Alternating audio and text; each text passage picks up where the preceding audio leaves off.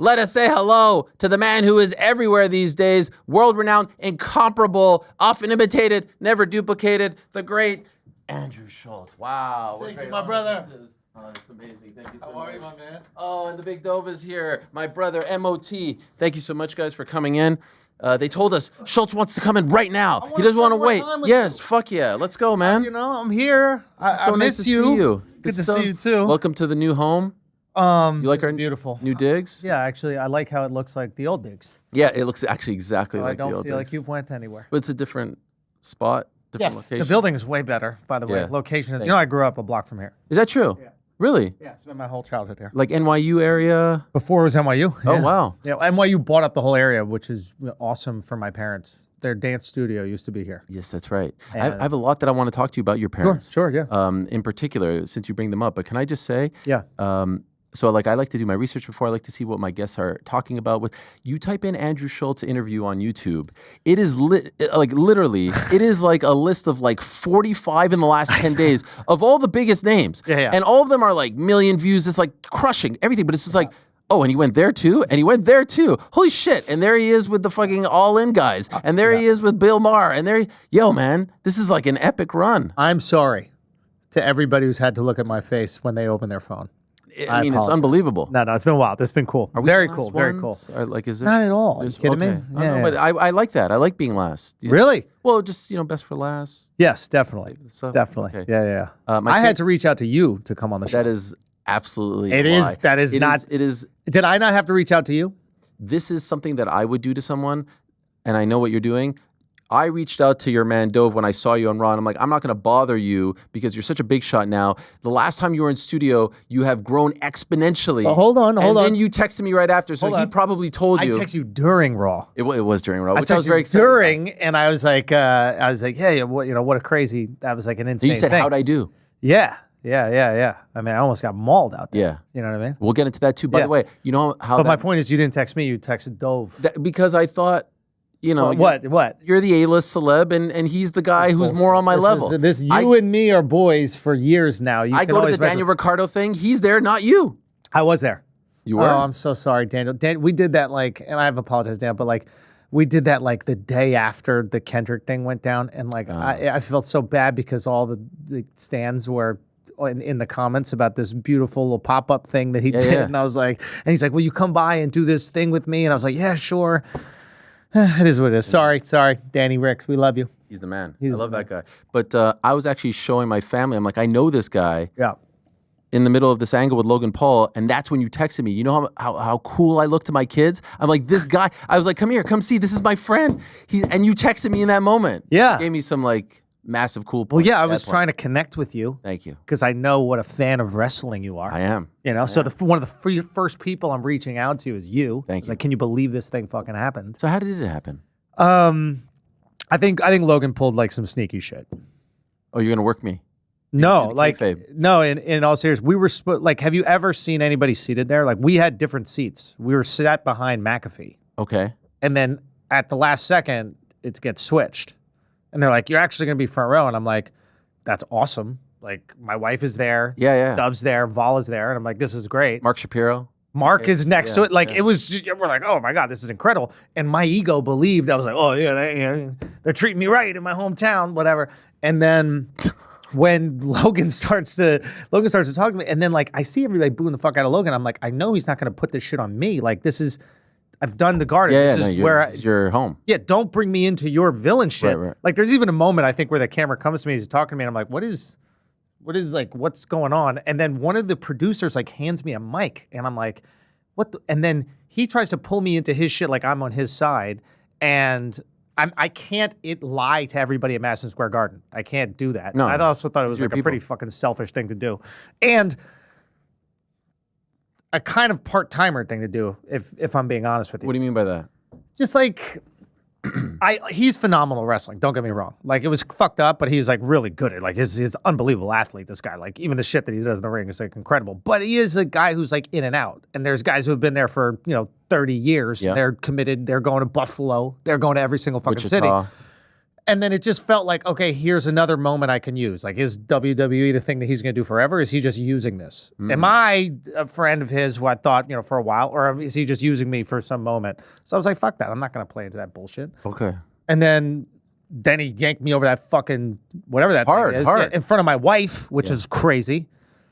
Look at that. I mean, that's hard. Yeah, and he's lucky AJ came in because I would have fucking handled some shit. If AJ come in, I would have fucking handled some shit, Ariel. So here I thought, I was like, he's going to tell me like Triple H calls me up one day. You're going to give me the kayfabe version. You're now an official carny. Yeah, I guess I'm an official carny. You're a worker now. You're working me. Yeah, I guess I'm working you, man. Yeah. I guess I'm working you. I don't know. The backstage interview after you're all frazzled and shit. Yeah, I'm like, what the hell just happened? Kathy's coming up to me. They're asking me stuff. Like, is anybody giving me an ice pack? Is anybody checking on my wife? Right. Like, it's Did you insane. go back out or did you leave after that? I was looking for him. I was in looking the for back. him all around backstage, dude. I'm like, where the fuck is this guy, dude? I gotta go. I gotta feel this out. And what happened? I didn't find him. They hit him. They got him out of there immediately. And then you left? He was on a first flight to Puerto Rico. I'm like, where? I almost went to Puerto Rico. Yeah. I was like, H, call Bad Bunny, organize some sort of hotel for me, but I'm going to Puerto Rico. I got to settle this shit. And then we looked at the flights, and it was very expensive. And, Okay, then you dropped it. Yeah. I'm not an employee of the WWE. I got to come out of pocket for these types of things. You're like independent. I mean, you could sue them. You didn't sign up for that. You bought a ticket, right? I considered it. But I have so much respect for the organization. I have so much respect for the wrestlers that are not these part-time guys. The business, the guys who are dedicating their life day in and day out. That was great. That was a great line, by the way, when you said that and then AJ shows up. It was great. Yeah, like that was insane that happened. No. It honestly, the best compliment I could give you is that it reminded me of Andy Kaufman. Oh, that is fucking cool. Right? Because he's a ledge. You're familiar with his story with Jerry Lawler and whatnot. Like, that's what it felt like because you kind of have the same build as well, tall, lanky. And then, like, when he throws you over and you're helpless, you start to become sympathetic. You're a baby face now. Yeah. And then we're thinking, oh, my God, is he actually going to do something to him? And then AJ comes in. And then the way you commanded the microphone and spoke to everyone, you weren't nervous. Obviously, you've done this a million times at the Garden in particular. I thought it was great. I want more of this. Are we continuing this? Is that why you're not telling me the real story here? No, I'll be honest with you. Like, I appreciate that you felt that way. Like, I feel like if I was prepared for it, I was like, what could I do? Right. But like to just in the spur of the moment to do that. And honestly, this is one of those things where like I've had to talk to AJ on the side, and I'm just like, I really appreciate you coming to my aid right there, but you saved Logan. You saved his life from an ass whooping. Yeah. You know what I mean? Makes sense. I know I was in a suplex, but I was probably going to reverse that shit. Yeah, no. It seemed like you were in... See, I was really in the power position. So were you actually like upset that he came? Bro. He ruined your moment. But that's actually really funny because like when he's in the ring and he's doing his thing, I got no clue what the fuck to do. So I'm just like in the corner. Oh, yeah. And I got really excited. This is really embarrassing, but I got really excited. Look at you just chilling. Yeah, but I look cool there. But there's a moment where he does something and I get really excited and I don't know what to do because I've never been in a fucking ring before, right? And I just grab the ropes and I go, yeah.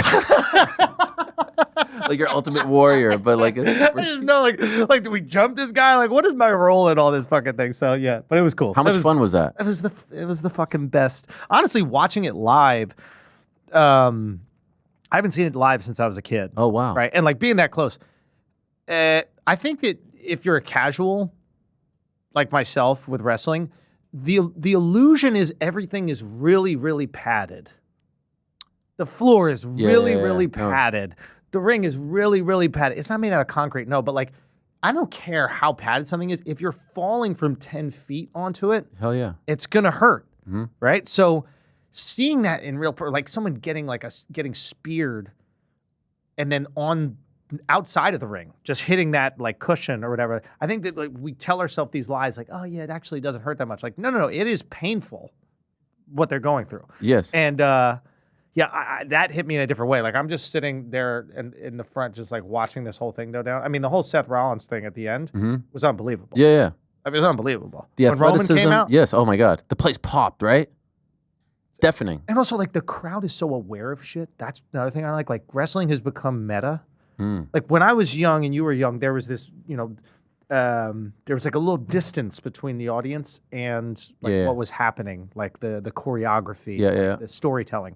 Now the audience has been watching for decades, and they are aware of everything that's going on. They know what baby faces are. They know what heels are. They know what the turns are.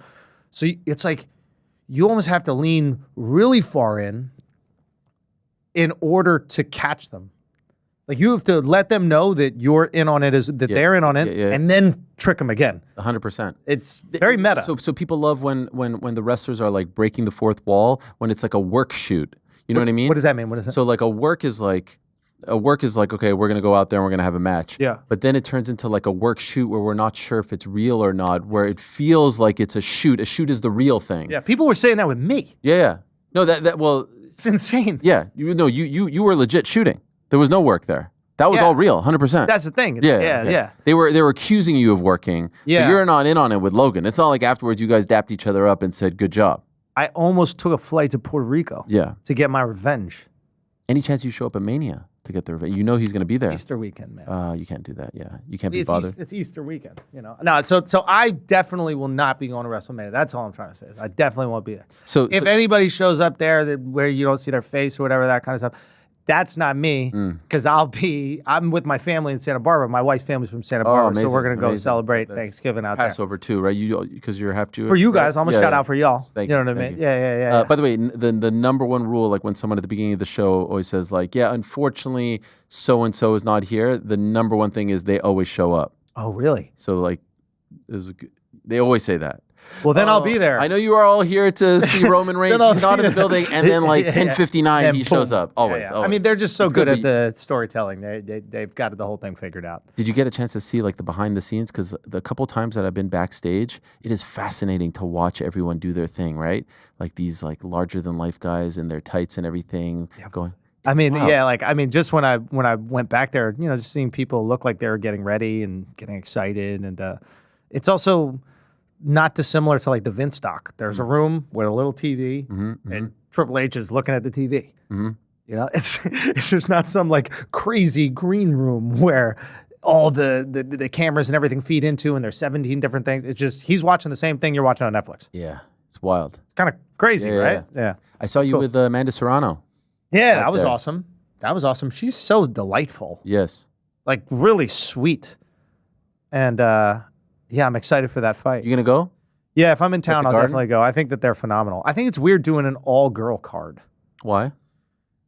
I think one of the coolest thing about them headlining it is that despite them being women, they would be the headlining card. Like I would put other big fighters underneath it. That's the big flex that other people we're familiar with. Big people still aren't even selling as many tickets as Amanda and Taylor.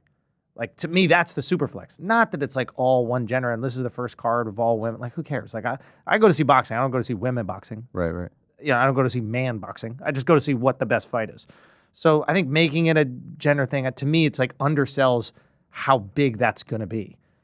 Like I would just stack that card. Just make it a great card full of fights. Put some chicks there, put some dudes. But like really make the night this amazing night of boxing and let them cap it off and just all out war like the last two. I get what you're saying. Can I offer the Please give me counterpoint? pushback. Give me pushback. The counterpoint is, okay, so they fought once before at MSG in 22. They headlined again. They headlined. Yeah. And first women's fight to ever headline MSG. Yep. Huge. And the rest of the card was just regular guys, relatively big names. It wasn't the biggest card of all time because it kept growing. Then the next time, AT&T Stadium right under Jake and Mike, right? But the whole card was just a bunch of guys. It was maybe, I think, one other women's fight on the undercard. This time around, they come back to the scene of the crime. They're way more famous, way more popular. And look what we have done. We have now brought an army with us. We have now brought a whole new generation. We have now revitalized women's boxing. We have put boxing on the map because the next day, I worked on that card. And the next day, all anyone wanted to talk to me about was them. They've had two absolutely phenomenal fights. I remember that first one, and I was like, "Holy shit!" And the fight was amazing. The crowd was amazing. It was half Puerto Rico, half Ireland, and especially in New York. That's what it was perfect. And so I think there's something powerful about now. It's not just about us. Now we're taking over. Last time it was about two women headlining MSG. First time, now it's all women headlining MSG, top to bottom. I get it. I get what you're saying. I'm just saying that's the way it's being presented. I know. I understand the marketing of it, of course. But for me, it would just be like, I get that angle 100%. But for me, it would be like, I'm trying to think of who would be really interesting to see fight on the undercard. Like imagine you had a, like who's Parker going to fight next? Yeah, look at you with the boxing knowledge. I've been a boxing fan my whole life. I know. You know what I mean? But like, Your dad, he used to cover boxing. he was a former boxing journalist to a degree. He was a journalist in general, but didn't He specifically. covered boxing. He'd go to the Poconos, go to Ali's camps all the time. He's got like footage of him and Ali shadow boxing, like Incredible. unbelievable. Yeah, I mean, Ali told him and every other reporter that he's gonna finish Foreman. No way. Yeah, my dad was like, "How are you gonna finish this guy?" He's like, "Listen, this is what I do." He's like, "You're a journalist. This is what you do, right? This is what I do. I'm a scientist with this shit. So I'm gonna figure him out, and then I'm gonna get him out of here." Wow. I mean, just crazy. Did he go to the fight? No, I didn't go to, but he has like crazy stories. Like he would interview all of Ali's training partners, and the most famous one from Pennsylvania. I'm forgetting the name of him. Larry Holmes? That's Larry Holmes. I apologize, Larry. So Larry, he'd sit them all down, and he goes, "So what's it like training with the champ? Like what it's like?" And they'd be like, "Oh, it's the worst." And why? He goes, "Because the champ is celibate during training camp." So we go out on the weekend, and then Sunday, 6 a.m., he wakes us all up, and he goes, "Tell me everything." He goes, "I need to hear every story. I need to hear all about it." You're like, "Oh, okay, he's drunk, getting up. Okay, champ, we'll tell you." And they talk about all the shenanigans. He has great fight stories. Wow. He took, who did Raging Bull? Jake LaMotta? No. Which actor? No, the director. Oh, Scorsese? maybe. Scorsese? Yeah. He took, was it Scorsese? Yeah. Took Scorsese to his first boxing match. Wow. Your dad? Yeah. Somebody hit up my dad. It was only him. It was the Luke Skywalker guy, too. What's his name? Like from back in the day? The guy who made Star Wars. Oh, George Lucas. Yeah, so it was like him, George Lucas, there's a few other people, but someone just connected him with my dad. My dad was in Baltimore at the time, and he was like, "Hey, can you take this guy to a boxing match? He wants to do a movie about boxing. Would you show him?" And he's like, "Yeah, sure, I'll take him." So he took Scorsese, and then Luke Skywalker guy, what's his name? George Lucas. Yeah. And then like a few other people, and he's like, "Yeah, this is a boxing match, here it is." And then he goes and makes fucking Raging Bull. Wow. Who did your dad work for? WBAL in Baltimore. Okay. This is same station that Oprah came up in. Okay. And then So he was on air. Yeah, he was on air in Baltimore, and then he came up to New York and he worked at NBC, and he was producing the news. He did like the first ever news story on hip hop music for NBC back in the day. So like, he wasn't a writer. he would write the stories Yeah. in New York. Got it. And then you mean like a print journalism? Yeah, yeah. No. Okay. On air. Yeah. Wow. Yeah. And didn't just focus on sports. Clearly. Sports, art, music. I mean, that's how he met my mom. Is like he was going to do a story on like dance teachers. Yeah. And like how they were kind of scam artists. Okay. So they would you'd walk into the room and they would like kind of assess your wealth and then charge you based on that. Wow. And he went through this experience and he was like, "This is horrible. Like people should know about this. This is disgusting," because he was going to just learn how to dance, and then somebody tried to basically figure out what he was worth and then charge them a specific price. And then this guy was like, "Listen, I get that you want to do the story about that, but there's this woman who's a 3-time U.S. ballroom dance champion. She's from Scotland, and she's teaching lessons up at like the 92nd Street Y or something. And you should do a story on her. She's really interesting." And that ended up being my mom. Wow. Love at first sight? I don't know. I'd have to figure that out. Apparently, he was taking chicks to the dance lessons. Damn. Like it was group classes, so he's bringing in these chicks, and my mom was like, "Yo, what's up with this guy? Like, Yeah. he's throwing me rhythm, but he's bringing chicks in here, So To make her want him. That's 3 steps ahead. I believe the kids call that Riz. Yes. Yeah. By the way, 2003, my first summer living in New York, my first job in TV, I worked at HBO Sports. I lived at the 92nd Street Y. Get out of here. Yeah, what a time. That's right. They had Showers like a with- dorm. They had a dorm. They had a dorm area. And it was all like me and old Russian men in the communal, bathroom. Not showering together, but like... Yeah. So my parents would throw a dance once a month at the 92nd Street Y that was located, do you know that like ball? It was almost like an auditorium, like a little ballroom. In the 92nd. Yeah, it was maybe on like kind of the 4th floor Okay. or something like that. Anyway, you might have been in the building throughout these times. Oh, yeah. Wow. Yeah. 03 era? Sure. Okay. Yeah. Kind of crazy, right? Yes. So the reason I brought up your dad was because actually a fan hit me up yesterday saying, "I know Schulz is going to be on. You need to talk to him about his dad, who was a boxing journalist." But, Yeah. But when you say this, he wasn't just boxing. He covered boxing among other things, but Yeah. he didn't specifically focus Yeah. on boxing. Did he love boxing, though? Love boxing. I mean, I'm a boxing fan because of him. Like, we would just watch fights together. Amazing. Like, legacy boxing fan. Like, I think he remember telling me, like, seeing Sugar Ray Robinson drive through New York City back in the day. Damn. Did he go to the fight of the century, March 8th, 1971? Ali Frazier, MSG. 2? 1. Yeah. Yeah. When did Frazier get his jaw broken? And when did Ali get his jaw broken? That one. Yeah. Wow. Yeah. He That was the actually, one where Frank Sinatra was taking photos. he of had life. that fight for Ali, he told me. He scored it for him, despite that. 15 rounds. I don't know. Listen, that's what he had told me. Okay. But again, he could be mixing things up. But I remember him telling me that. But he's like, listen, it was a close fight, and Right. these things are crazy. But he's like, obviously a huge Ali fan. Like, you know, just- Is your dad, does he have dementia? he does. He has dementia. So now it's how is he tough doing? I mean, like, his spirits are high. He's like a pure soul. We're very lucky that, you know, he's been able to handle it like this. I think it's more heartbreaking for the people around him that, you know, just want to continue to connect, you know. But his spirits are high, and he's like just a good person. He's still just doing the things that he's always done. And when you talk to him, you're the most interesting person that he's ever talked to. And, you know, he's still trying to like my mom had to take his debit card because he was like giving people money in the neighborhood, Wow. but he would forget, so he just keep doing it. You know, so it's like, and then like the guy who's doing the fruit stand or whatever is just like, he's not gonna say no. Right, of course. You know, so he's just running it up. Yeah, but no, he's doing all right. He's doing all right. This may sound like a stupid question. No, but is he aware of your success? Can he Yeah. understand it? Can he grasp it? Yeah, he is. And then, like, obviously surprised by certain things, you know, and maybe there's some silver lining in it that, like, he gets to find out that he has a granddaughter every time I see him. Oh, wow. You know, and then, but he'll also kind of remember her name at times too. Memory is a very interesting thing, and like short-term memory turns into long-term memory with enough repetition. His short-term memory doesn't really function, but if you repeat what's going on, it can become long-term. Which is why he like understands the map of New York City. He can take a subway. He can go to the grocery store. He can get coffee. Those are baked into his long-term memory from decades of doing them. Short-term, if we have a conversation with him, he might then bring up something that he already brought up again. Okay. Yeah. Okay.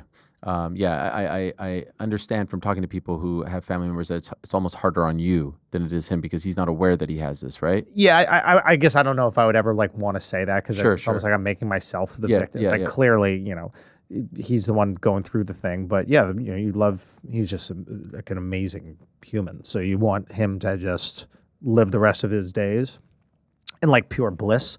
But maybe there's a version where like this is, you know, easier. He battled depression a lot, and like maybe there's a version of this where it's like I would like to think that some of the difficult things that he had to cope with throughout his life, maybe he doesn't now because of this. Right. Maybe there is some joy that he's having. Did he teach you how to box? No, he would never want me to box. Okay. So I did it who probably. taught you? I did it at a place called Duke's Boxing when I was going to college in UC Santa Barbara, and Duke taught me. And then I continued here in New York City, and I bounced around some gyms. Mendez is a New York City boxing gym. The video, is it of you? Which the famous video. Which one? You know the one I'm talking about? No. There's one that's like, this one. Is this you? Oh yeah. But That's legit you. Yeah. But this is down in Miami. What do you mean, Yeah. but this is down in Miami? Yeah. Who cares where it is? Look how good you are. Bro, look at this. I just a little pitter patter, you know. Come this on. This is what I would say. This is shout out Donato. Donato is the one who's doing that. But yeah, I will say like hitting mitts is almost like dancing. Like if you've got coordination, you can kind of learn how to hit mitts. Though when you see a lot of athletes do it, they're It's like not good. they're bad. Yeah, NBA players in particular. They're so so bad. My dad said, you want to know something my dad said about Ali? Couldn't throw a baseball. Threw like a girl. It's like all the fighters could just do one thing, and the athletes, you know, the non. But could you believe? Weird. And it blew my dad's mind. He's like, I'm looking at like the finest physical specimen that's ever existed. Now you have to understand, like if you love boxing, and Yeah. Ali is like what he was doing at his size, even for the time, is like majestic. Now, but throws a ball like a girl. You're like, how is this even fucking possible? Yeah. But yeah, it's so specific. Do you So still train? A little bit. I mean, like my shoulder started to get a little fucked up, so now I play the sport called paddle. Yes, you're big into paddle. Love You're an paddle. investor. I'm obsessed. Right? No, I don't have any money in it. You have nothing in it. stupid. I know I'm stupid. Bro, you're working me again. I know, I swear to God. There was a company that offered me like a piece of it, and I was... The way you promote it, I thought for sure. I love it, and I just want people to play. That's it. I have no... You're that wholesome. Yeah. About this specifically, it's like unbelievable. Did you play any tennis or anything growing up? Yeah. So then you're like 10 steps ahead of me. I didn't play any fucking tennis. So like, I have to learn all these hard skills that you've developed since you were a kid. I mean, I wasn't great, but... You just still understand the movement of a racket. Like, so there's things you'll have to unlearn, but it's so much fun. Like, I just want you to have fun. It's like pickleball, but it's in a... Imagine tennis and squash put together. Right. Because the walls are in play. Yeah. So... And they say it's the fastest growing sport. I don't know how they... It will take over racket sports. Guaranteed. Wow. 100%. You play in the city? Yeah. At Paddle House in Brooklyn. And then there's two in Brooklyn. They just opened one in Nashville as well. And then there's another place, Reserve, that has... they will have 2 clubs here, Manhattan, and then a bunch in Miami as well. But like, go play. Even if you've never had a racket sport, just go play. Go play with your wife. Just do what... It is so much fun. Can I ask, how are you processing all of this? How are you processing all of this? Because like, you are... insanely famous and successful now. 2 years ago when you came in, I remember, that was that whole thing where the streamer didn't want to do your thing, so you took it back. I think you said it was Amazon. Yeah. I don't think I could say it at the time. At the time, you didn't say it, but you were kind of playing coy. But you're on a different stratosphere now, selling out MSG, all this stuff. It just feels, you do the thing with Matt Damon, like it just, every time I'm like, fuck, man. Like, Schulz is on fire. So famous that now they try to bring you down. Now it's like you say one thing, and it's like I saw, have you gone through that? Oh, go. The Ryan Clark thing, I'm like, what is going on here? Oh, yeah. This is I just went on his pod. No, I know, I'm talking about that. I'm like, this is so uncomfortable. Like,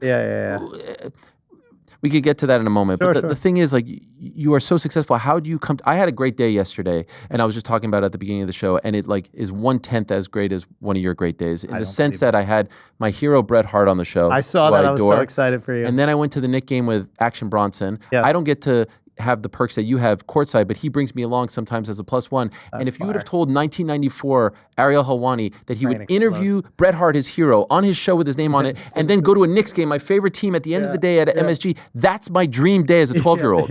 And I was walking out being like, how did this all happen? How do I even come to terms with it? And then the problem I have is, the first thing I think is, how is this going to end? How am I going to fuck this up? It's the... Do you deal with that too? Yeah, for sure. I think that, like... Yeah, I think that's a really normal human thing to deal with. It's so amazing. You're like, I don't want this to go away. But I think, the only way you can combat that is to kind of enjoy it in the moment. Right. Like, how was that Bret interview? Were you nervous? I wasn't nervous. Had you met him prior? I met him once. Okay. That was in 2012. When he showed up on the screen, it was Yeah.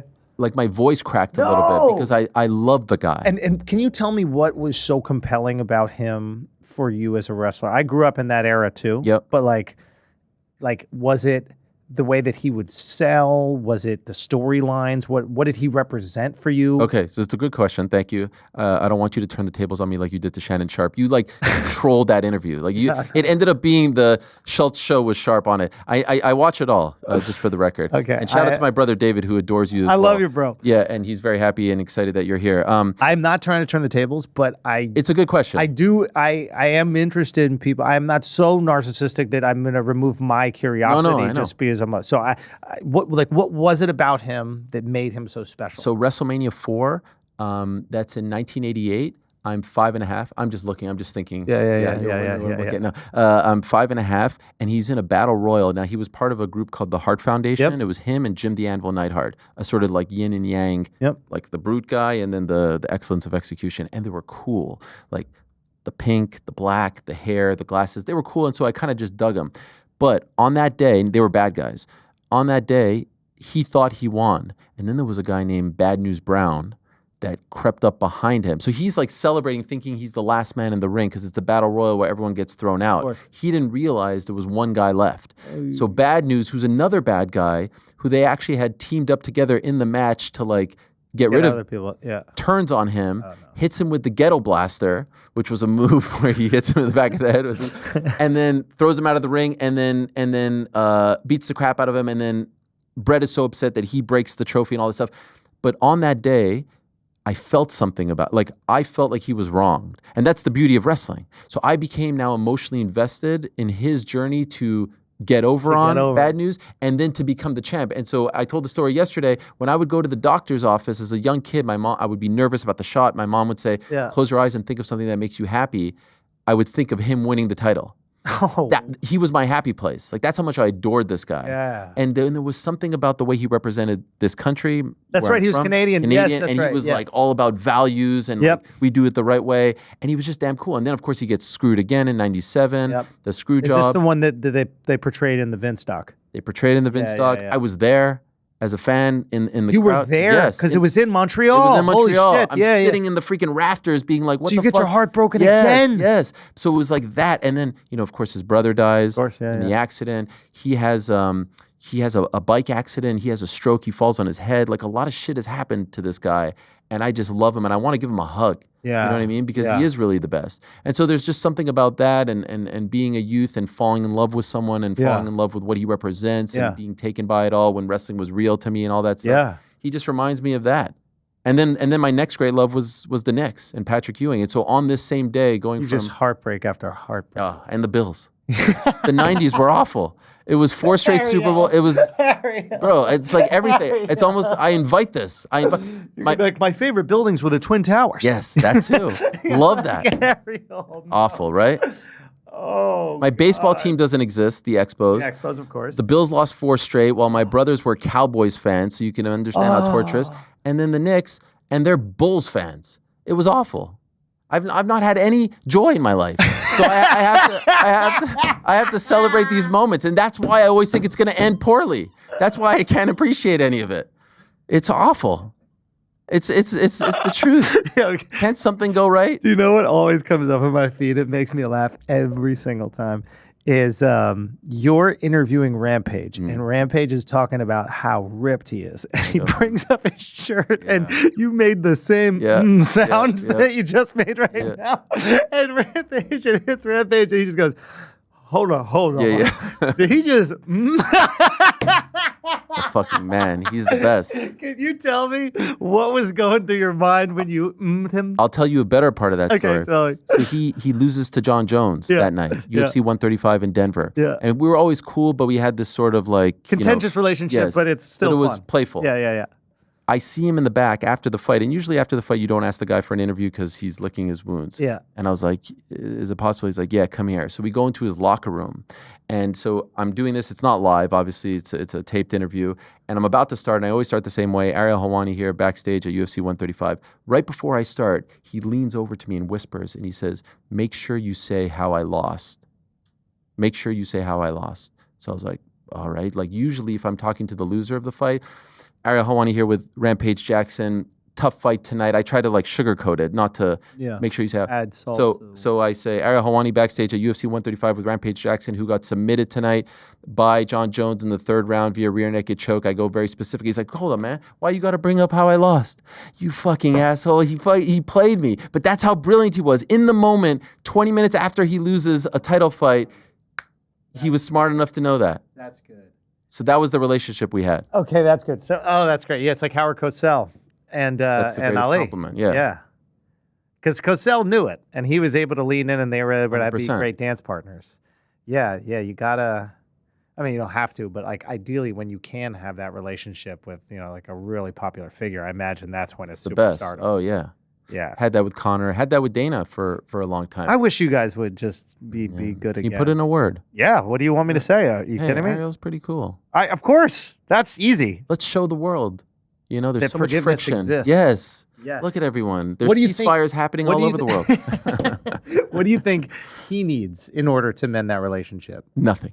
If I walked outside here and got hit by a bus, he would throw a party at Zuffa HQ. No, but like meaning like what would ingratiate you? There's to nothing. him? He is someone who just sticks to his guns and will hold on to that grudge forever. He will never. He said something interesting on the pod that like it's the opposite side of that coin, which is like once you guys agree to do business together, you don't leave. You just figure it out. And it's going to get tough at times. And when people get tough and they want to go run, that's fucked up. That's not a partnership. That's not how it goes. Like once we agree to do something, we figure it out. And I wonder if the other side of that loyalty is like, okay, once we've agreed that we're not going to do something, that happens. But I'd love to see you guys. Obviously, he must know you're a net positive for the sport. I mean, I don't know if you would agree. I can't for the growth of MMA, how many people are as committed to the sport as you?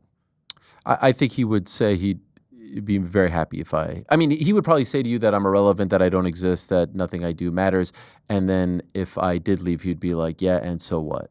Like, those are different things than you being a net positive for the sport. I don't it could think he be would say 1%, it could be 40%, it could be 100%. Right. But you're not negative. I don't think that what you do in the They time would you actually take- argue that. They actually say, when I was at ESPN, he would go, and wow, this is not about me, Andrew. I'm not on your show. This is Do you about feel like we can't talk about you?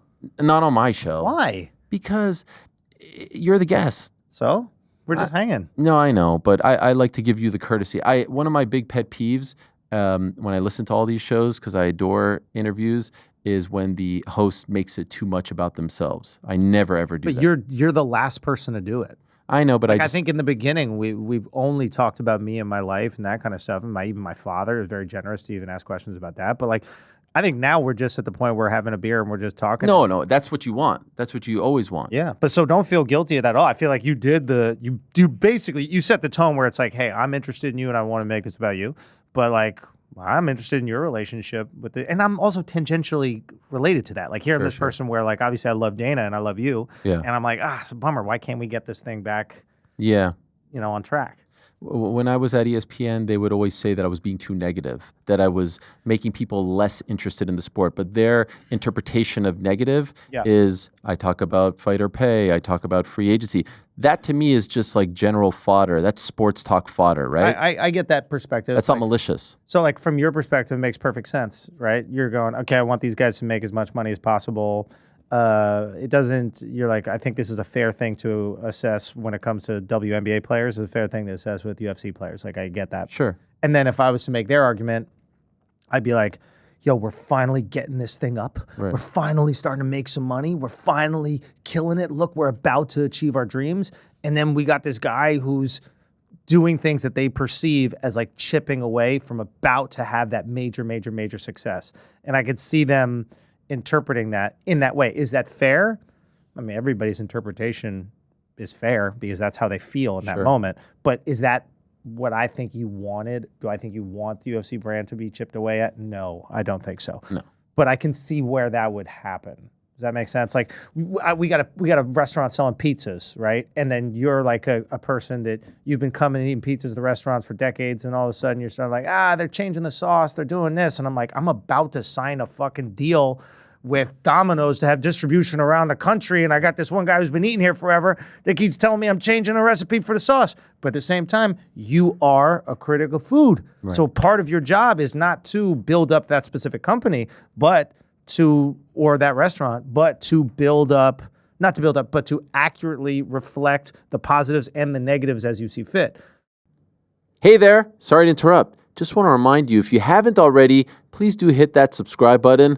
We would appreciate it very much. And while you're at it, give us a thumbs up too. We've got live shows, interviews, clips, and a whole lot more going on this here channel. All right, now back to the show. It's a tricky, journalism. You think I'm being fair? I think you're being fair, but it is journalism, right? Absolutely. And I don't work for them. If I worked for them, it'd be a different game. It'd be a different game. Again, I'm not trying to say who's right or wrong. No. I'm just trying to say why, what the feeling is, like the sentiment is. They were very, so Dana liked me very much, and I was kind of his guy. I think Lorenzo didn't like me as much, Lorenzo Fertitta, because he was the business guy, and he would listen to my show and be like, why are you talking so much about the business? Like, just leave it alone. Talk about the fights. But I'm a guy covering the sport, and it's on a daily basis, and there's a lot of different things to talk about. This is as the sport is growing, and it's very clear that fighters aren't making. Now, I'm not going out there fighters are getting robbed. They're being tricked. They're being bamboozled. I'm not doing that. Fertitta's like, we've been losing money for fucking decades. Why didn't you write any articles about that? Well, I wasn't around. I was in freaking college. I'm just saying, people putting up the money are going, what happened all the times we were losing millions? It's very personal to them. I get that. Yeah. But I would always say I was always very fair. Yeah. And I would say 95% of the time, I was very positive.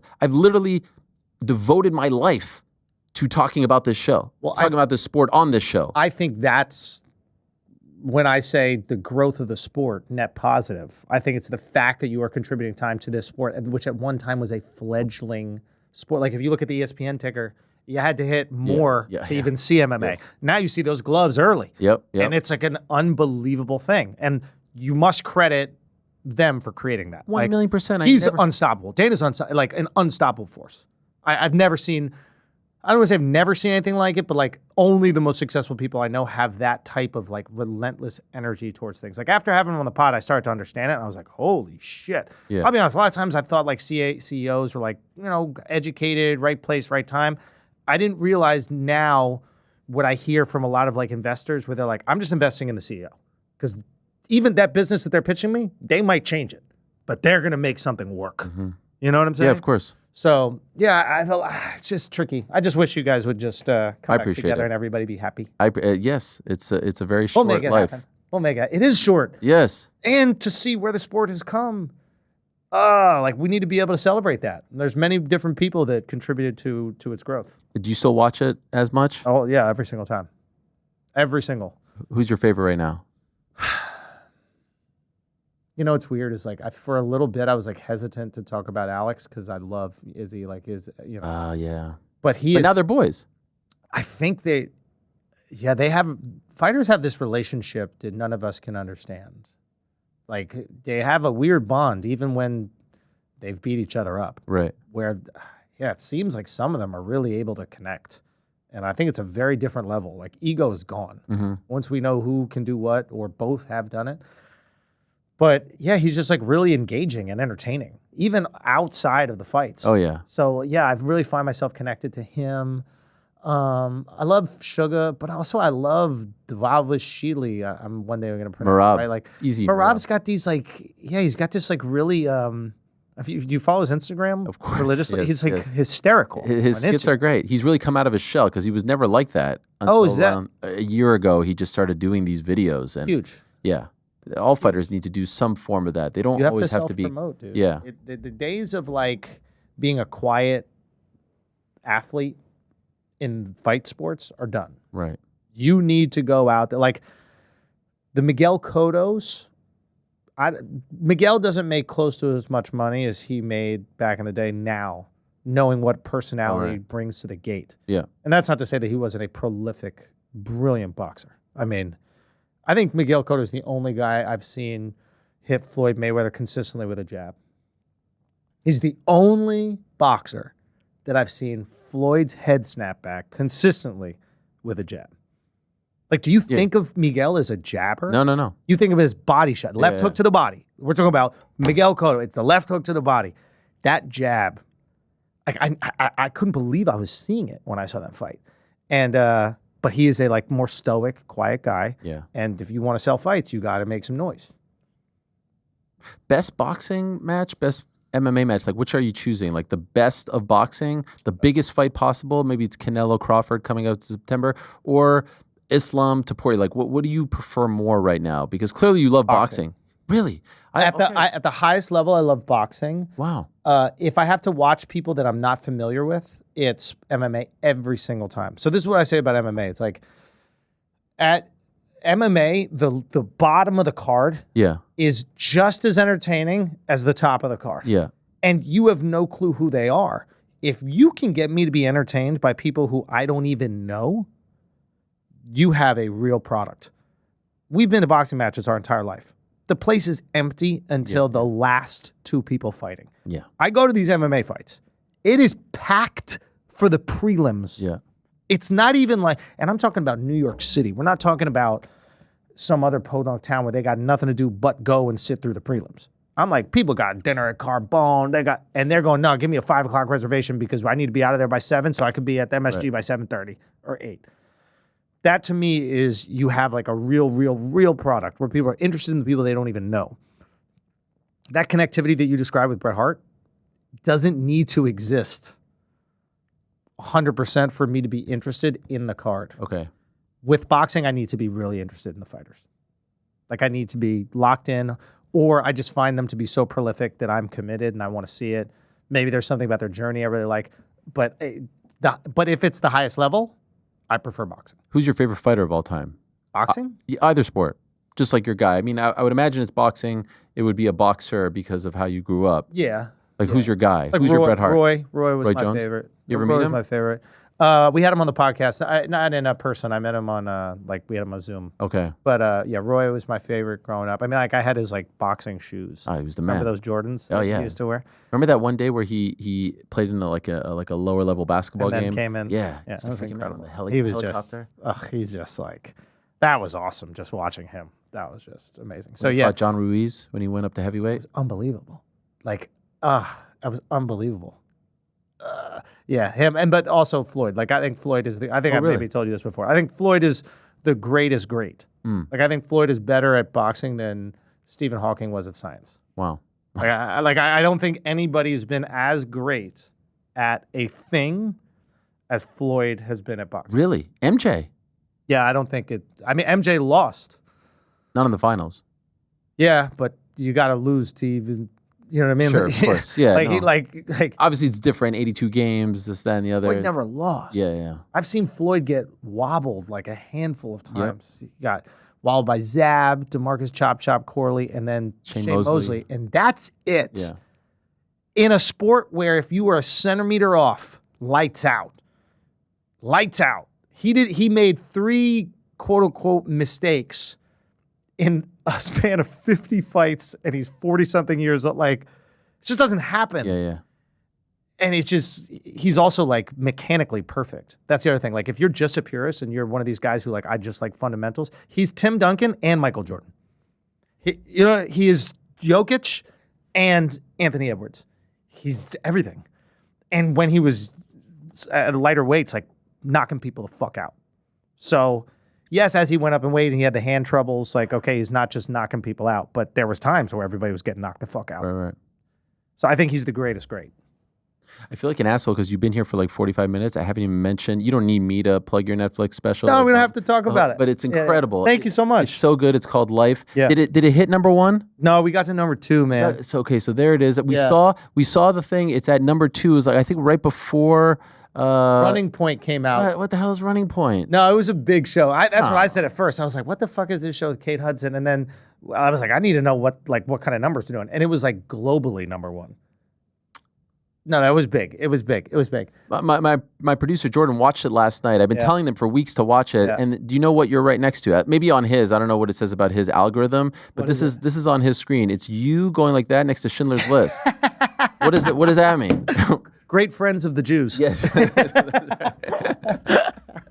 It's so freaking good because what I love so much about it is my favorite stand-up special is Martin Lawrence, You So Crazy. Oh, amazing. I saw that in movie theaters. In movie theaters. I'm pretty sure that was the one that came out in movie theaters. Where he's wearing the... Crazy, Yes. deranged, Yes. sweating, just, yes. By the end, he's sweaty. He's wearing a really like Big oversized leather almost like baseball. Hockey, but it's hockey length. Yes. It comes down his arm. Yeah. This is up there. And I'm not just thank saying it you. because you're here, because it's a story. You take us on emotional. I like to be emotionally invested. I can tell. Yeah. And then by the end, I'm freaking crying there next to my wife. So my wife actually was, so I can only watch things in like 5 to 10 minute spurts at night, and then I fall asleep. And then I have to go like a couple minutes back the next night to recap what I missed. Yeah. I'm 75 years old. Yeah. But I love you and I love your work and all this stuff. So I watch it. My wife is in this thing where she's wearing like a mask now, an infrared mask. I've seen it. It looks awful. like Iron Man. Yes, Yeah. My wife has the same thing. So she's listening and I'm watching in bed. Yeah. And then we get to the montage at the end. Yeah. And she's like, "Are you crying?" Because she's not seeing the images that I'm seeing. And I'm legit crying, man. I have 3 kids.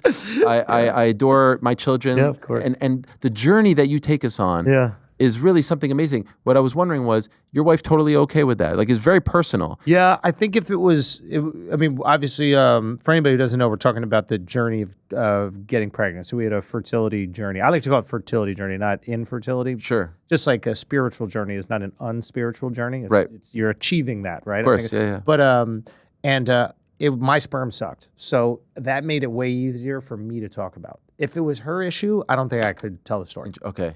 So it made me more comfortable for me. But my wife's the most private person in the world. She's like private on Instagram. She doesn't like attention. She's like, hey, it's uncomfortable for her. But to her credit, she was like, I think it's actually important that you talk about this. Keep in mind, I'm not doing it because I'm like, there's a greater good, whatever. I'm a comedian. I want to make people laugh. And this is the only thing on my mind. And I was like, I'd love to tell this story because this is all I'm thinking about. But her, altruism was pure. It was like, people need to hear about this, so it doesn't matter if it makes me uncomfortable. I felt really alone during this process, and it would be great if people don't feel alone and they feel like not stigmatized. And I think that's why she was comfortable doing that kind of sharing. Okay. God bless her. Yeah, it was awesome. I mean, it was, yeah. She's always very like supportive of me, but this is very intimate in terms of what she has to go through. But what I will say is like tying even back into wrestling, like, and what, like, humans are just so interesting in that way, in that regard, where it's like, in the beginning of the special, I tell you I have a kid. I tell you I have a daughter. And then I start telling you this story. And you know I have a kid.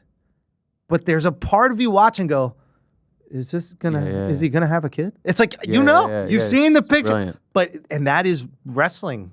It's like, we know it's pre-decided or whatever it is. We know, because we can't gamble on it. Right. You know, if it wasn't, we'd be able to gamble on it. But I'm going to suspend that just because I want to believe this thing is real.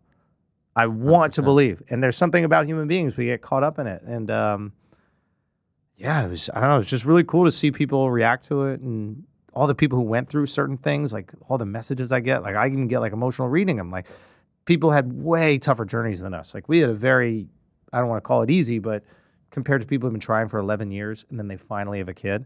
And like, my DMs are inundated by parents that are so grateful and excited that they have a child. And a lot of, I think, the messaging we get from people that are having kids are like, I don't want them, how much I got to pay for child support, how annoying that. It's like, all I'm getting from people is, I feel like the luckiest person on the planet, because after 11 years, my wife is pregnant. Oh, she just took a pregnancy test. We're not telling anybody, but I just wanted to tell you, man, we came to this show, and it's like, it's really awesome to see how excited people are to have family. Yeah.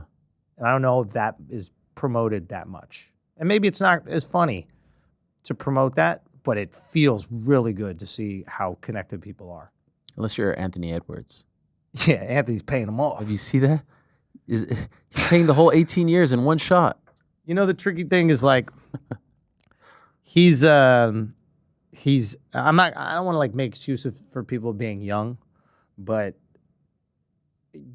I imagine just from like having a child, like there will be a moment where you go, I would really like to be part of all these things. Yeah. And I imagine there's children he has that he is in their lives, and it sucks what happened with the mom and et cetera, but I think something just kicks in and you're like, wow, I'm seeing my kid do gymnastics for the first time. Like, there's another kid out there that would probably love for me to watch him do gymnastics, and I got to find a way to do that. I hope. You would hope. Even for the kid, but also for him. Like, it's a beautiful thing. Like, they bring the best side out of you. How do you react? So you get all this love, you get all these people writing you, you're an inspiration. But then when like the Kendrick thing happens, or this thing, you know, they're coming, and then it feels like, does it feel like the walls are caving in? Do you start to? Well, the Kendrick thing happened first. The Kendrick thing happened actually 2 weeks before we filmed, or like a week before we filmed. So I didn't even answer it for like a couple weeks. And then like, I was like, I didn't even really care. He had one line in it where he was like, the line after the thing he said about me is, first of all, like, I didn't even know it was about me. Like, I kind of assumed. And then we got clarification. So once I had that, I was like, okay, I'm not just like screaming for clout or whatever. And then someone from his team reached out to somebody, and then but the next line he said was the one that bothered me, that nobody seems to talk about. Like, he's like, and to the N-words of coon and the N-words being groomed, slide on both of them. Now, slide to me is like hip hop parlance for like assault or kill. A lot of people interpreted that he was saying that to Charlemagne and Alex Media, who are the guys I do Brilliant Idiots with, and I do Flagrant with. Alex, you met Alex. So in my mind, I'm like, once you tell people like to kill my friends, like anything I say back is fine. Right. You know what I mean? Like you took it to the craziest level possible. Like, even if you're joking, you're still putting it out there in the world that it is okay for you that people get assaulted or killed. You know what I mean? Like, isn't that crazier than my joke? Of course, yeah, I would think so. You know, I'm not But telling. then you have all these people then jump on the bandwagon and say, "Look at this guy, and who are you to speak on the culture? And you are racist." And then does it feel like it's the racist thing was the thing that shocked me the most because like I was like, how did this turn into racism? Like, right? I said that I'm basically saying he's short and little. Like there's nothing. I'm doing like a you're a little joke. There's nothing you could do, and I'll just have sex with you. And there's nothing you could do about it, right? And like it's just a short joke. Right. It's really what it is, right? And it got turned into racism. Like, oh, during slavery, this happened. I'm like, what the fuck are you guys talking about? Like, he said people should go shoot my friends. I said, why are you telling people to do it? Oh, because you're little. There's nothing you can do. This is how little you are. So how do you react when all this is happening? When you feel like everyone's misunderstanding? I just had some fun on Twitter. That's it? Yeah. You don't get emotional? Not really. Fired up? I think maybe a little bit. Like, I understand how like the internet works, and like I understand that people react to 30-second clips that are a lot of times not in context, and that's actually not their fault. Like I do the exact same thing, and I have ideas about people that I don't know that are completely wrong and inaccurate and like pre-decided by like how things are clipped, and so I have empathy for them, and like I also have to take responsibility. Like if I say something and it could be taken out of context, I can't be angry at them. Right. Like that's the world we live in right now. So, I think that like what I realized even from like this press run is the best thing to do is like if people are saying things about me and they have a platform of a certain size and we disagree on a topic, I can't go to talk to every single person that has a Twitter account, but like just to go there and have that conversation. Okay. Like that is the best. Not having people on my pod. You always think like, oh, if I have different types of people on my pod, people understand that like I'm curious about all people. Right. And, like I want everybody's voice to be heard. No, only your fans believe that, and they already know that about you. But going to somebody else's home and like having that conversation in a away game for you, it's just, I think at the end of the day, I think people respect that. They're like, oh, he's at least brave enough to like go have that conversation. Not a lot of people would do that. Yeah, maybe and they should. Like, as long as it's in good faith. If people are being like insulting and like they're just saying like horrible things, like I don't know if I really want to talk to you that much. Maybe, but like if somebody's just has a difference of opinion, I'd love to have a conversation with you. I love doing that on the pivot with those guys. Like I thought it was great. Like they gave the opportunity to, speak my mind, and they asked me questions, and I'm open to whatever. Like you can ask me about literally anything, and I'll tell you what my take is on it. And I'll tell you if I'm being a fucking hypocrite or if I thought I was in right standing.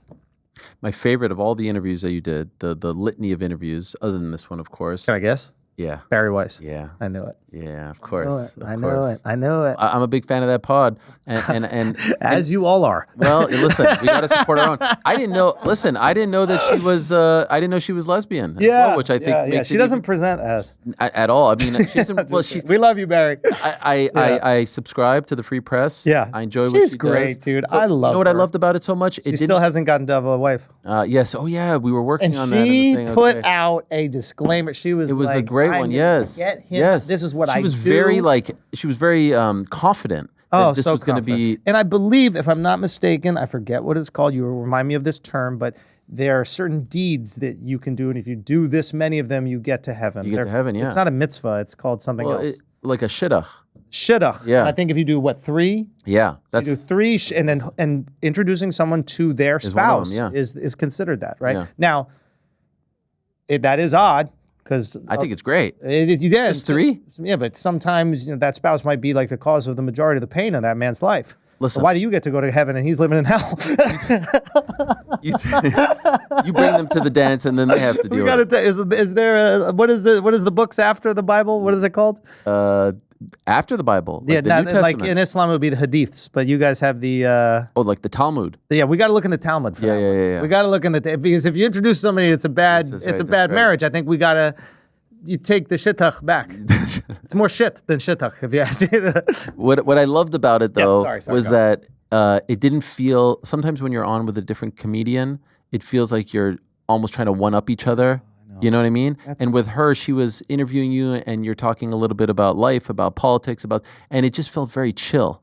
You know what I mean? I've noticed that, and it's something I want to keep in mind, even just for flagrant, and especially when we have guests on. But sometimes that can happen with the comedian pods. Is I think that we have this like knee jerk reaction to be funny, and it makes us feel confident, and it fills like that void that might creep up. But it is nice to do the non-comedian pods in that like the intention is connecting and like exchanging information about something. It can be frivolous information. It could be serious information. What the hell happened? But we're just keeping you on your toes. Still doing bits. Yeah. It can be frivolous information. It can be serious information. But the goal is us just having this conversation, and then something funny happens, and it's actually funnier because the goal wasn't to just find the next funny thing. Right. I feel like sometimes when the convo gets into how do we just find the next funny thing, there's no substance. And the funniest shit comes from a real serious thought or conversation. Like I'm talking to you dead serious about MMA or wrestling, and then this non sequitur comes out of the blue, and you're like, oh wow, that slapped me in the face because I was really connected. Right. But if we're just like riffing on airplane food or whatever, it's like, who gives a fuck? Right. So you enjoy the non-comedic ones more? I like them for different reasons. There's also moments where like in a comedic one, you can catch a riff that's like pretty special. Yeah. And when you're part of that, you're going, oh, nothing's better than this. But that's hard to do, and doing that every single time is difficult. I find I'm better in these types of interviews, and then they're like I think with the Barry one, it was this type of like honest, earnest, and then funny moments would kind of pop up, but it wasn't like, how do I make you laugh every 10 seconds, Ariel? No. Yeah. No, I like that, and I felt that you were at ease. That's what I love. It was just like a nice listen, and of course you're MOT, in my opinion. You're a member of the tribe, at least like I'm honorary. You're an honorary one, at least the way I view it. I mean, could you believe that I picked the one sport that happens to be like the most anti-Semitic sport out there? Like that I devoted my life to the one sport that hates my people so much. After knowing your favorite wrestler, your favorite football team, and your chosen favorite I guess it all makes basketball sense. team, there's not a question in my mind what sport you pick. It's unbelievable, man. I'm going to start looking at the things you're interested in and then moving away very quickly because it's not going to work. It's very lonely. It's been very lonely since October 8th. What is this burden that I bear? Yeah. They hate us. No. I'm saying, why are you picking the Knicks? Why are you picking all these teams? And then are you putting the poison on them?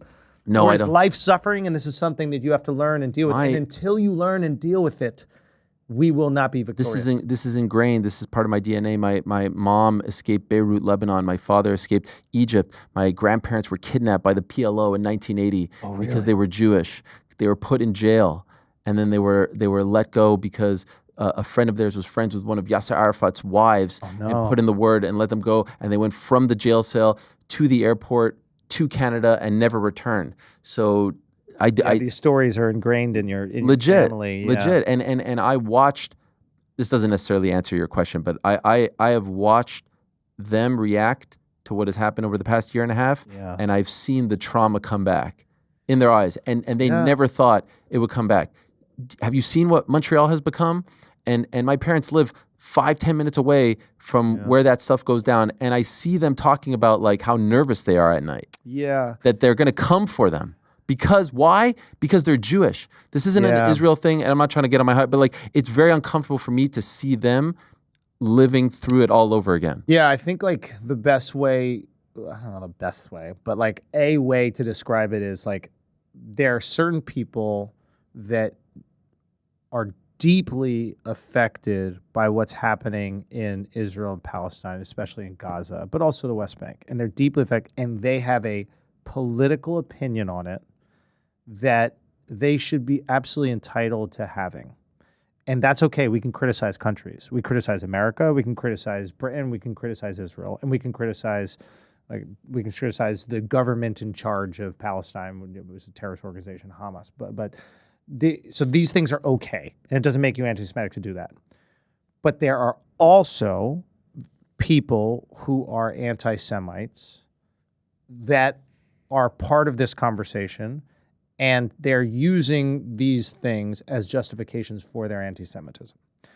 And I think the problem is like when it gets so mixed up, we can quickly label certain people who are operating earnestly and making like geopolitical criticisms it must be very confusing for you because you're seeing the anti-Semites and the people who are not necessarily anti-Semitic making similar points about what's happening in Israel and Palestine. So you're like, okay, well, if I'm getting the same points from these people, then they both must have the same feeling.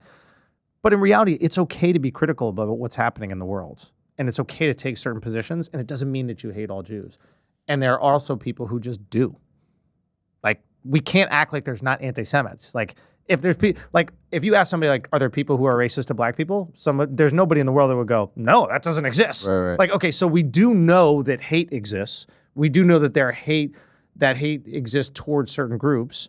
And right now, that is not only right now, like, pretty frequently over the last 3,000 years, but definitely right now you're seeing a lot of it. So we can't gaslight in either direction. We can't tell Jews, oh, you're making this up. This is not real. And it's just a criticism of Israel. That's all it is. It's like, no, let's be fucking serious here. Right. But at the same time, we can't label everybody who's criticizing what's happening over there as an anti-Semite. No. They have to prove themselves to be that. But it's very clear. It's very obvious who is doing it because they're anti-Jews, anti-Semite, and who is just being sort of like... Yeah, because they just start saying Jews. It's like, and to be honest, like those people, they're actually, it's like the ones who don't even have the due diligence to be like, to say Israel or Jews, they just say Jews now. They're just like, I'm just going to use the word Jews. It's like, what do you think that is being accomplished right now? You're actually doing if you're genuinely concerned about what's happening in that region, you're doing a great disservice. Because if you're just labeling people as Jews, it's very easy to write you off as an anti-Semite, right? So like now you're not even helping the people that you hope to help. Mm-hmm. You're just satisfying whatever feeling you have inside, which I think is going to be a fruitless endeavor in the long run. But all to say, we appreciate that you, as a non-Jew, and I know you don't want to be viewed as like a sympathizer or picking a side. No, what do you mean a sympathizer? You're not picking a side. You try to be very down the middle. I think you try to be unbiased. My side is very clear. Like if you are standing for hate of any group in America, then I vehemently disagree with you. I'm an American at the end of the day, and like we have certain values here that are very important that like a lot of Americans have died for, millions. So it's not going to happen to Jews. It's not going to happen to black people. It's not going to happen to Chinese people. It's not going to happen to any group in America. At least I'm not going to be supportive of it. And when I see it, I'm going to speak out against it.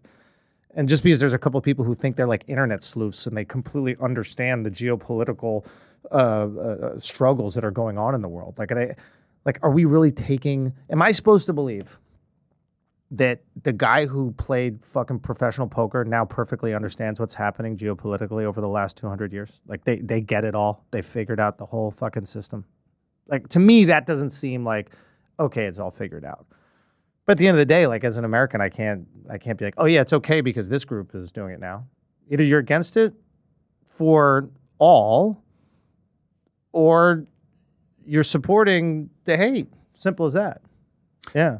Yeah, Michael Jordan once said Republicans buy sneakers too and whatnot. Yeah. Have you ever been nervous about, obviously you had Trump on, and I remember hearing a story, you're on the street afterwards and some people were giving you the nod and some people, like yeah. you got the like respect, but then maybe some other people are looking at you a certain way. Did you ever think twice or get nervous about going too deep into politics? Yeah, politics sucks because it's good versus evil. Do you regret doing it? No. Okay. The beautiful thing about politics is like people are really invested. And I like talking about things where there's like great investment. There's in the wrestling parlance, heat. Yes. It's always heat. Yes. And like I like talking about those things. I like learning about those things. And I like hearing different arguments and opinions. And yeah, it's exciting. It's really exciting. In the same way that like when it's the Super Bowl, everybody's talking about it. Like culturally, politics makes sense to me. I don't care about like politics, but right. Like, the way that like culture reacts to it is like really interesting. And but the problem with politics is that like for most people, it's good versus evil. Like you support your side because the other side is the end of democracy. Both sides believe that the other side is the end of democracy. And then when things are that polarizing, it's very hard to have empathy for someone who wants to end America. Mm. It's good versus evil. So that's why you can have this like really vitriolic rhetoric because you're talking to someone who's trying to end America. Like, and It wasn't always like that, though, was it? Like in the 90s? Of course it is. We had a civil war. I think we like to look. I think we like to look back in history and be like, oh, it was so much more dignified. It's like, no, it wasn't. Like 1 million Americans died in the Civil War. Like, what are you talking about dignified? Like, we're probably at the best it's ever been now. Sure. Maybe the way that people talk about each other has definitely changed because of Trump. Like, calling the Texas governor, God, I forget this woman's name, and please forgive me, the senator. She called the Texas governor Governor Hot Wheels, and he's in a wheelchair. Yeah. Like, so it's like that is the Trump effect in politics.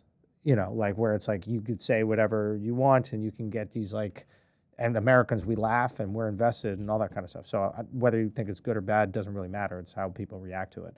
But the problem with politics is the second you do entertain that, there are certain people who are. It's not just Trump derangement syndrome. It's like both sides have their own derangement syndrome. And anytime you even entertain it, like me having that conversation about Israel-Palestine, there are going to be people watching this, and they're like, this son of a bitch. On both sides. Oh, yeah. Oh, they'll be more mad at me for bringing it up. My point is like... But I get it. I'm sitting here, and I'm like trying to have like an empathetic conversation about like how people feel. Not what is right or wrong, but like what people are feeling in that moment. Yeah. And the fact that you could have empathy for the other side who they believe is evil, this is politics. Yeah. They go, how could you have empathy for someone evil? Like people right now, I think, we talk a lot about the, the fight for progress in America. And like, I think there are people now who genuinely believe, and maybe they're right, that like what's happening right now in America is no different than like what happened during the Civil Rights Movement. And so anybody who's like, hey, we got to stop talking about these issues. These issues aren't that big a deal. They're like, was it not a big deal when black people were trying to get rights, when women were trying to vote? Like, how could you say that? Like, that's how their brain works. So if you truly believe that, it's a hard thing to rationalize. So what I've been trying to do is just have as many conversations as I possibly can with people who potentially have different takes, because it just sharpens my idea of what I believe, and maybe it changes it. But if we get caught up in the bubble where we're only hearing the opinions so that we want to hear, I think that's when the conversations get, as you were saying, like really polarized. Because you don't even know what the other person feels. There's so many people who think they know what I feel about the world that have never actually listened to a single podcast. They've just seen little clips and headlines, and they're like, I know everything about it. It's like, you have no fucking, you haven't even done the due diligence to like find out or even ask. When you have a crazy run like this where everything is hitting and you've got this great special and all that, are you the type, when do you start to worry, okay, like what's the next thing? Do you start to think of that? I don't think about that. Like I go, I need some time off. Okay. And then when I have some time off, I can like really think about what's I'm interested in and like what I want to talk about and what I want to do next. But I can't do that if I'm just running. Okay. Like I need to sit down, reflect. Is this the time off period or do you disappear?